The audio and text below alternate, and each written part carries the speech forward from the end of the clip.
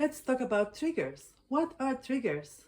You know, these moments when someone said something that caused a huge reaction in us. We feel it in the body. It's like a sudden rush of emotion that we cannot explain.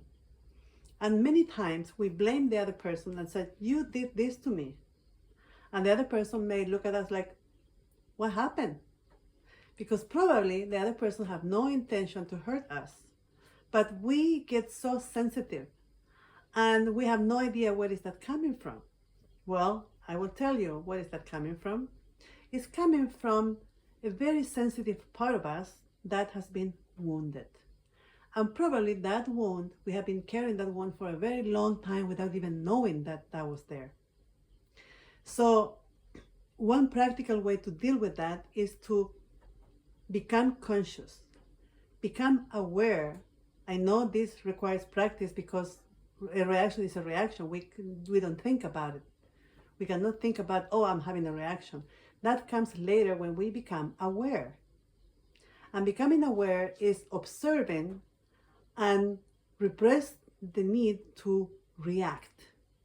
Because instead of reaction, we may need to respond.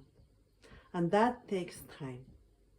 I know this because I am one of these people that has huge reactions and some said something that I regret later.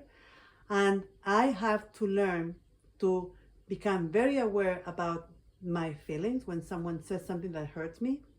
And instead of doing something at that moment, I need to walk away, go somewhere and wait. Because probably the next day I'm going to have a totally different, response to that. So that is a very important thing to remember, because we need to be conscious about who we are and what hurt us, because there is something that is trying to tell us that there is something that we need to get in touch with, a very sensitive part of us that needs our attention. So don't abandon that. Don't reject that part of you that is asking you, please, please pay attention to me. I am here. I am yours. Okay? See you next time.